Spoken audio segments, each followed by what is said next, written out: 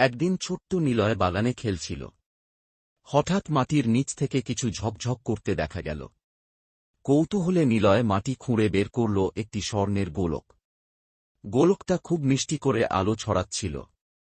হঠাৎ গোলকটি কথা বলল, আমি ইচ্ছার গোলক। আমাকে ছুঁয়ে তুমি একটি ইচ্ছে চাইতে পারো। নিলয়ের চোখ বড় হয়ে গেল। সে ভাবল, বড় বাড়ি, দামি খেলনা, মিষ্টির পাহাড়, কি চাইবে?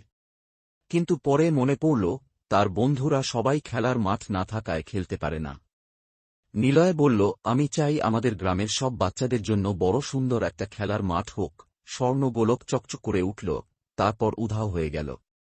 পরদিন সকালে নিলয় দেখল, গ্রামের মাঝে বিশাল এক রঙিন খেলার মাঠ তৈরি হয়ে গেছে। দোলনা, স্লাইড আর ফুটবল মাঠ, সবকিছু ছিল সেখানে।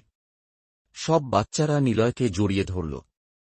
নিলয় হাসল, কারণ সে জানত, সবচেয়ে বড় খুশি নিজের জন্য নয়, সবার জন্য কিছু চাওয়া।